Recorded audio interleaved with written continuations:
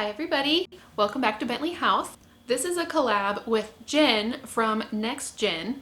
I have followed her channel for so long and we have a common interest in reusing items in our crafting, which is where this whole collab idea came from. If you're not familiar with Jen's channel, I originally found her channel because we have also a shared interest in Polly Pockets. I love vintage Polly Pockets. I collected them, I still collect them, I have them, and her videos on the old Polly Pockets I just loved. And then I continued to watch her videos because she gives really truthful opinions about modern toys that are coming out. She reviews them, and as a consumer and a parent, I really appreciate that truthful opinion. Jen came up with this idea for us to swap supplies. So how this collab works is Jen sent me a box of her leftover craft supplies, I sent her a box of my leftover craft supplies, and then we each sent each other a little note with some comments, and then we had to make something. After you watch my video, make sure you go to the description box below the title of this video. I will leave a link to Jen's video where she made something with the craft supplies that I sent to her. So now I'm going to pass it on to past Era to open the box that Jen sent me so we can see what we're working with today. I'm very excited to open up this package from Jen. She even put this cute little image on it. So let's see what she sent me. She said she's super good at Tetris, so let's see what she managed to fit in this box. She's also good at wrapping packages, apparently. Okay, so she said she was going to send some directions and a theme, and I think that's what this is. Hi Era, I'm so excited for you to get creative with your first treasure trash box. I had no idea what sort of things you'd be sending or the size of the items, so I decided to go flat and small to see what kind of magic you could create without size limitations. In your box you will find many open-ended materials, findings, and recycled scraps from previous crafts I've saved. I have decided, since it's our first swap, to put 0 limitations on what you may use to complete your project. Okay, because at one time she was talking about no glue, and that really scared me. I was like, I don't know what I'm gonna do if she says no glue. I'd figure it out, but I was really scared. So feel free to add various glues, tapes, or paints, but I'm really hoping to see a creation that uses mostly items from within the box. I hope you enjoy letting your imagination run wild. Your theme to inspire and get you started is Grantique. Grantique. It's a made-up word for sure. Once you see some of the materials, you will make sense of my brain-created word. Best of luck. Can't wait to see your final project, Jen. P.S. For no reason at all, I decided to send some extra bee-butt stuff because I found them in my craft box. Okay, so Grantique. Ooh, we've got some plastic. That's always great for windows and glass effects, so perfect.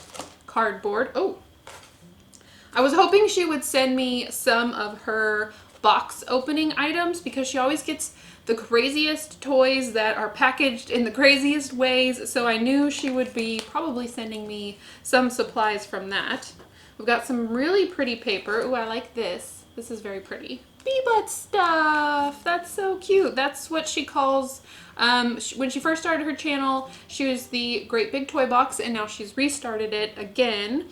And she calls her, her subscribers bee-butts. So thank you so much. That's so cute. These are interesting. Ooh, these are pretty, like jewels. Yeah, I'll do some close-ups of these items so you can see them a little bit better. Grantique.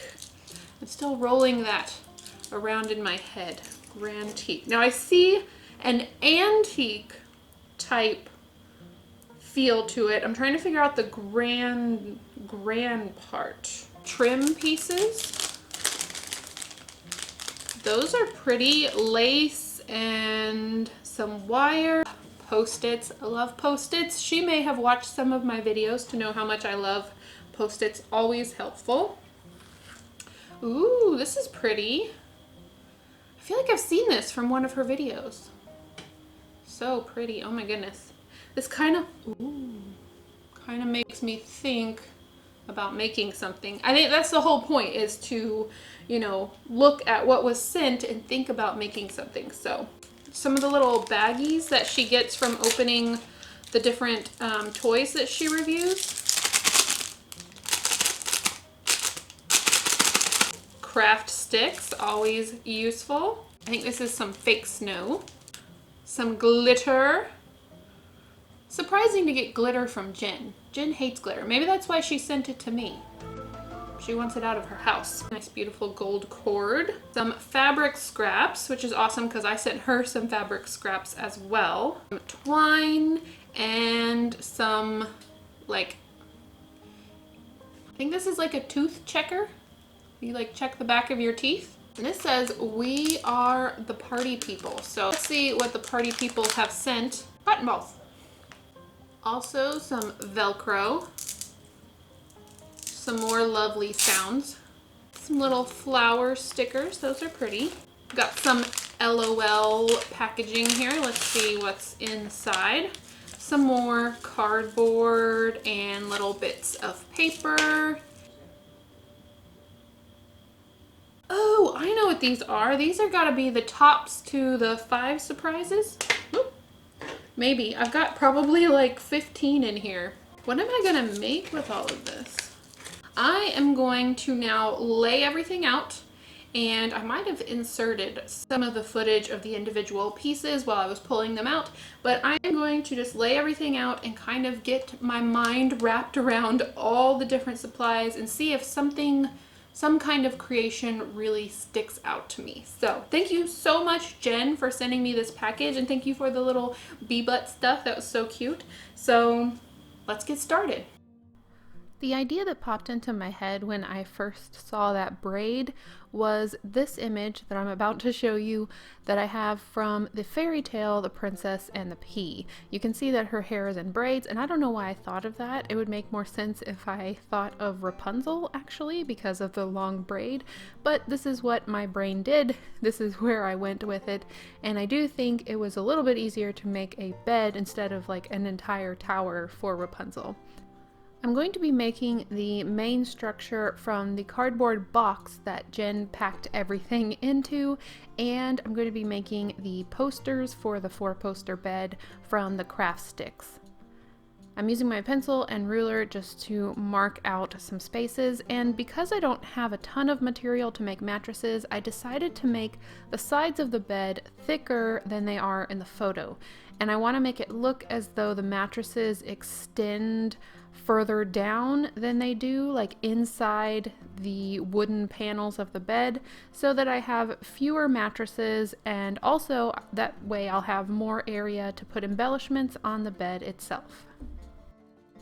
One of the really fun things about this project is I'm having to come up with solutions outside of what I would normally do. So I would typically look for a really thick, long dowel rod that would work as the 4 posters for the bed.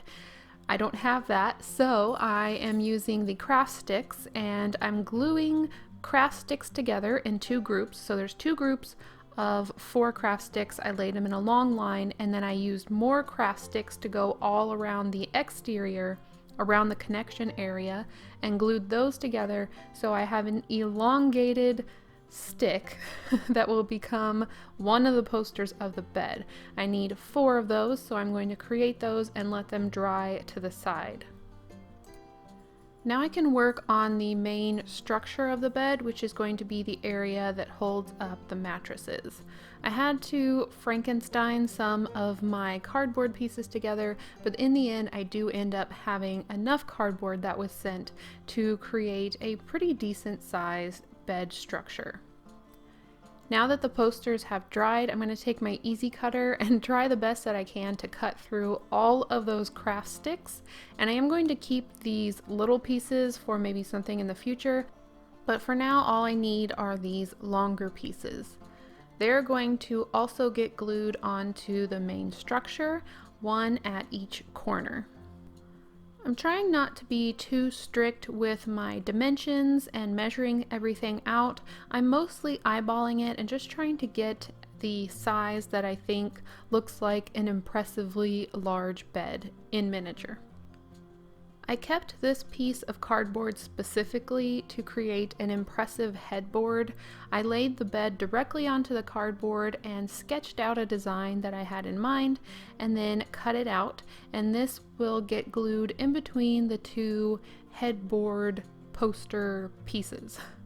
This is one of those tutorials where I'm going to get all the technical names of the furniture wrong, I'm pretty sure.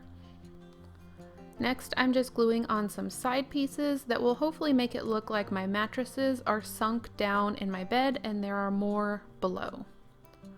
I want to add some detail to the bed posters and along the side of the bed, and so to do that I'm going back to the supplies that were sent to me, and I'm going to be looking through and specifically picking out things that are a little bit more flat, something that I could cover with glue and make it look like it's part of the bed and has been carved out of wood.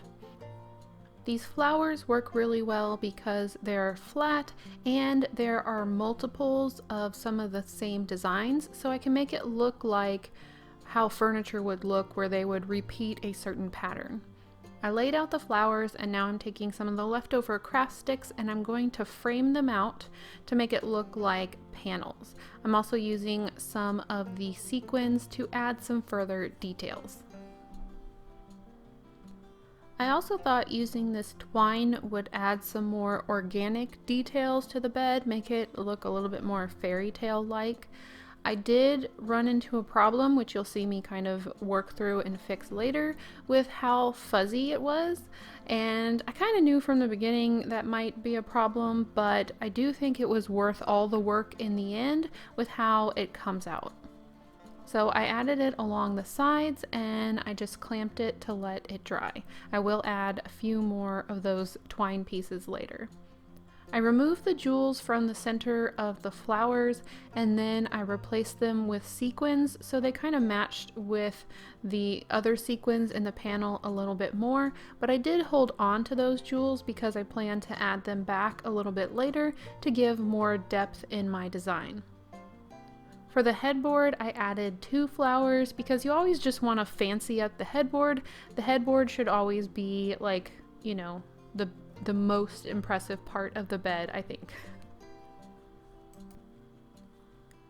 In the end, after messing around with all the different pieces, this is how it looks before it gets anything else on top of it, before it gets any paint. And yeah, I'm kind of liking the design and the pattern I came up with. This is the top piece of cardboard that came with the flower stickers, and I'm going to be cutting strips from this to create a kind of a roof or a shelf that goes on top of the headboard. Right now it's bare, you can see the corrugation from inside the cardboard, so I'm just going to glue these straight on top with the glue gun and it will kind of finish off and make this look a little bit more elegant. I'm going to go across the entire headboard covering the top. And if you might notice, there's not a lot of detail towards the bottom of the headboard. That's going to be all filled with mattresses, so I really don't need to worry about that part just yet.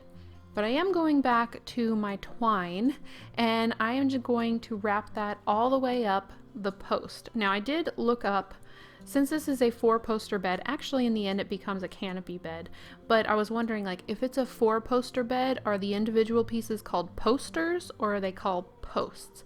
Officially, they are called posts. So I'm wrapping the twine up the individual post, and I'm going to do that for all 4 posts and allow them to dry. I'm just using tacky glue to attach them, and I want this to make it look like more of a hand-carved, fantastical, whimsical piece. Once those are dry, I'm covering absolutely everything in Mod Podge, and this is going to help me get the hand-carved paneled effect that I want for the bed. This is going to create a little bit smoother transitions between each individual piece that I've glued on. And so in the end, I want it to look as though everything came from one chunk of wood and it just got carved out. So that's the ultimate goal. The other purpose this served was, you can see that I'm putting it over the twine. it hardened all the little fuzzy bits that were coming off of the twine. This made it so much easier for me to take my flat cutter and cut all those little pieces off instead of the fuzz moving around. It was stuck in place and I could just snip it at the base and those pieces came off really easy. I also found sanding to be a really good option here for all the little remaining pieces that I didn't get with my flat cutters. The sanding just took them right off and it made it a much smoother band of twine. So now I'm going in with the big guns, as they say, the wood glue. I did want to make the posts a little bit smoother than they were because that was a lot of twine that was on there. And the wood glue will smooth so much better than the Mod Podge or tacky glue. So I'm doing just the posts with the wood glue. I'm afraid if I do it over the flowers, I would lose the flower detail completely. The final step to prep before I paint the bed is to add some gesso. This is going to be so helpful because there's so many different materials, so many different finishes on this bed. To make it easier for me to paint everything in just a couple coats, I'm adding gesso. Gesso is a kind of a primer and it just helps your paint go on much more smooth. And as you can see, some of the sequins started kind of leaching through all the layers of everything. So I'm really glad I did the gesso. It kind of created a protective layer for me to lay down my final base coat of brown paint that went over the entire thing. So in my grand plan for this Princess and the Pea bed, I really didn't take into consideration the lack of fabric that was in the original box that Jen sent to me. It's obviously my fault. I wasn't planning ahead of time on what I would need. But thankfully, I talked with Jen, kind of figured out that she was using some things outside of the box, and so I felt like it was okay for me to use some things outside of the box, but there's still leftover supplies, so some leftover fabric. And then I went ahead and grabbed some Amazon mailers, you know, the ones that have like the little bubble pop thing on the outside, because those are just going to basically be trash in the end anyway, and so I felt like it was better to put them into the project and use them for something productive. I cut all the Amazon mailer packages down to mattress size so they fit inside of the bed frame, and then I put them on top of each other so I could kind of get an idea for the height. I still wanted to be able to see the detail on the headboard of the bed, but I still wanted it to be tall, a tall stack of mattresses. These are all the fabric scraps that I had in the box from Jen, so I'm adding some of my own fabric scraps from past projects. So the mattresses are very much added from my own pile of stuff, and I could have really pushed myself to force out some mattresses from the given supplies, but when Jen gave me permission, I just had to go with some fabric. I folded the fabric over some like 2 or 3 layers of the Amazon packaging, and there we go. We had quite a stack of mattresses ready to go into the bed. I did specifically make sure that all the little blankets that stick out are going to be fabric from Jen's original package. And this is one of the ways I want to show that there are mattresses kind of below. I wanted to make it look like there are blankets sticking up and out over the bed because there are just mattresses all the way down. Hopefully that's what comes across, but anyway, we'll see.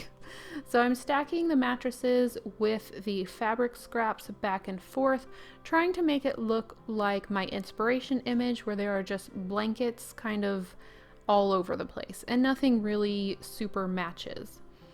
I also took the bag of lace scraps that was sent and decided to finish the edges so that it looked like finished blankets, not just scraps of fabric, but blankets that were on the bed.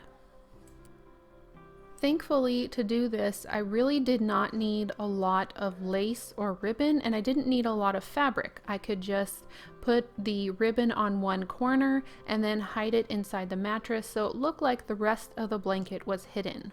So for each fabric scrap that I had, I took one of the lace scraps and put it around the corner. So these are going to become my bits of blanket that are sticking out. Once it's in the bed, it looks like this. So it gives the illusion that there's a lot more fabric in there than there really is. I went ahead and grabbed this piece for the very top blanket of the bed. I thought it looked very royal. This is from one of my scraps. But before I permanently put it on the bed, I think I want to add a princess. So I will do that. But I also need a canopy. So canopies before princesses, I guess.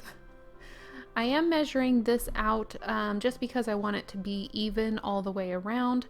I'm going to be making 4 panels that will make up my structured canopy that will go from post to post. I also grabbed these gold pieces that I confirmed were from the 5 surprise toys that Jen unboxed on her channel. To me, they looked like little crowns when they're upside down. So I thought if I could put each one on top of one of the posts and then have the canopy structure span from each piece, then it would kind of look like a crown on top. Let me know if you think it looks like that too. I was a little worried about using these because they're kind of squishy. They're like a rubbery texture. So I wasn't sure how well the paint would stick on, but it does work in the end.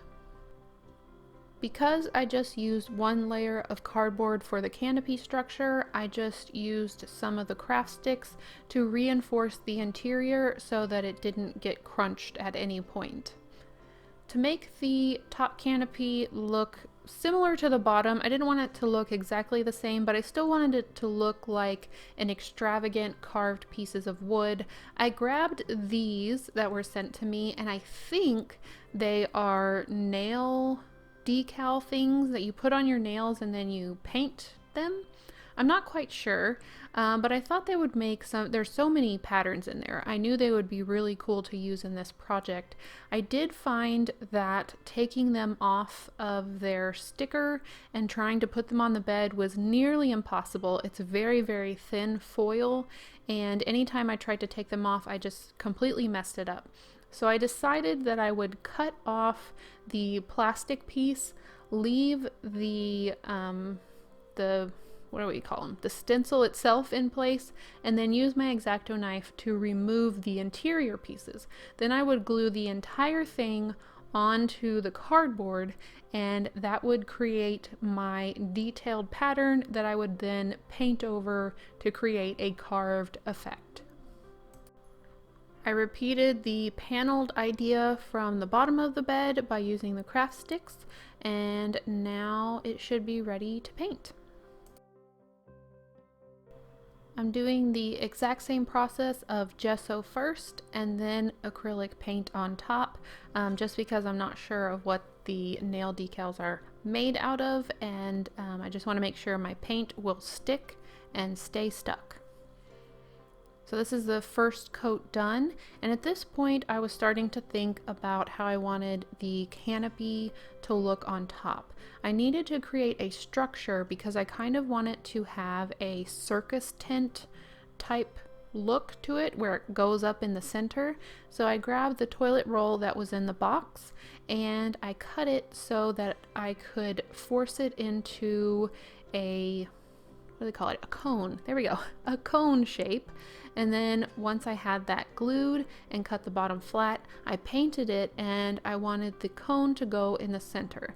It does look a little bit silly if you look at it up from the bottom of the bed, but once I put the top fabric, well, it's not fabric, it's just paper, but once I put that on top, you won't be able to see the cone.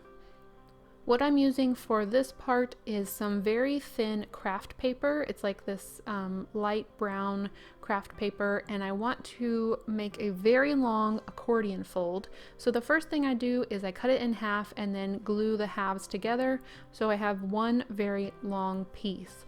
Then I accordion fold it back and forth all the way until the entire piece is folded. What I was hoping was that this piece would kind of go in a circle, you know those party decorations where you can like unfold them and they make an entire circle, but the paper physics here did not work that way. It wouldn't go into a complete circle, but I end up making it work by putting it on 1/4 of the bed at a time. So if I divided the top of the bed into 4 pizza slices going through the center, then that was kind of the areas that I was working on at one time. So even though I accordion folded the entire thing in one piece, I end up cutting it off into sections that are wide enough for just one area. The way I decided how wide it needed to be is I pulled it to where there were still some folds, but it was kind of like more stretched out at the bottom, and then it was more crunched at the top, and then I cut off that amount of length. I glued it to the center. I let that dry and take hold, and then I added a long line of glue at the end of the bed, and then I stretched it straight or flat or whatever you want to call it, and then pushed it into the glue so that the glue would take hold. This would have been a lot easier with fabric, but I felt like I had already used so much of my own fabric. I really wanted to try and use the paper that Jen sent, if possible, to create the canopy. Then I cut off the end, and this was what I was left with. I did each individual quarter section in the very same way, and I did find on the longer sections I had to scrunch the paper to make the folds work. So towards the longer side, I just had to scrunch up the paper, but I think that gives it even more of a canvas or canopy type feel to the top of the bed. This paper was very, very thin and very, very delicate, so I decided to go over the entire thing with Mod Podge, and that would just reinforce it, make it a little bit thicker, so I didn't feel like at any moment I might put my finger through it.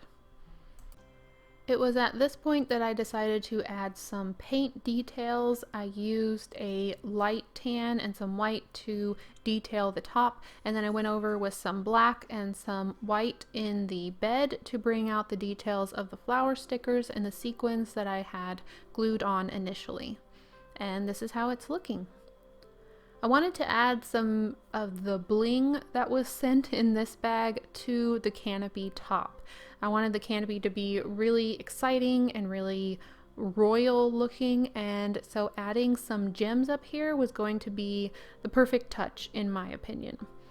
And while I was looking through everything, I got really distracted by, there's like an old pair of earrings in here, so I had to stop and change out the earring hooks to some new earring hooks and try them on. So I really like them, and thank you, Jen, for my new earrings. I am always wearing earrings, I love them. So now I have my new NexJen earrings that will always remind me of this project. Back to what I'm supposed to be doing. I found these little pearls, which I thought were really good for this bed because, you know, pearls are round and the princess and the pea is round. So I put 2 pearls and 2 diamonds on the corners, and then I put the largest diamond in the center. And it is a little off center. I realized that. I wish I kind of had figured that out when I was doing the canopy, but it was set, it was Mod Podged, it was not moving, and so the diamond is a little off, but I think it'll work. Now it's time to glue on the mattresses, so I added some tacky glue and glued them down and added some weights. The top mattress is still not attached because I am going to be adding the princess. You may recognize this lady from a past project, my Victorian Ghost project. This was a print that didn't work out. She was not transparent enough for the ghostly light to shine through. So I thought she would be the perfect one for this project because she is a project leftover. I'm not quite sure what else I would use her for, but I don't want to just toss her away. So she's going to become the princess in this bed, and she's going to get wigged with this beautiful yarn that was sent in the package. I went ahead and painted on a skin tone and then started trying to remove this massive bun that is on her head, but whatever this resin that I printed her with wasn't budging. It was very strong, and I was afraid I was going to break an arm off before I got the bun off of her head. So I decided I was going to have to get creative and wig around the bun. I decided to go with the more dark blue or like a periwinkle purple type hair because it was more subdued and more similar to some of the tones used in the bed mattresses. I figured if I used like the neon green, she might stick out just a little bit too much. I painted a base of blue over the hair before I started wigging in case anything shone through the yarn itself. It all kind of blended in. I had to work with really thin pieces of the yarn because I didn't want to add too much volume to her head too quickly because she basically already has a hairdo underneath her hairdo. So I wanted to work with thin pieces, and I really didn't have a clear idea for what I wanted her hair to be as I started, especially because the whole bun thing threw me off. I thought for sure I'd be able to just, hack it off, but wasn't gonna happen. Midway through, I decided to add a braid. So here I'm just adding some hot glue to a piece of tape I put down on my work surface, and this is going to keep the yarn in place while I try to braid it. I'm not the greatest at braiding. I actually struggled with this quite a bit, and I don't know if it's because the yarn is just really delicate. I didn't want to pull on it too much because it will pull apart from itself. So I had to be really careful with that. Once I had the braid done, I could wrap it around the bun area, and I think it just gave it a little bit more detail in her hairstyle. And I'm not worrying too much about everything being laid down correctly because she did just wake up in the middle of a horrible night's sleep. I'm using this tissue paper and this ribbon that was left over from the box to create a nightgown. And if you want to see how I've used tissue paper for clothes, you can go check out my Victorian ghost video because she got an entire dress made out of tissue paper. But it was great practice for this project. At this point, I realized I had put her hair on and totally forgot to paint her face, so I had to go back and do that. I wanted to give her some really dark circles in the eye area, but I think it came off as really heavy eye makeup. But I think her face definitely needed some defining, so in the end, I'm going with it. Because she's left over from my ghost print, she doesn't have a lower part to her body, so I needed to create that.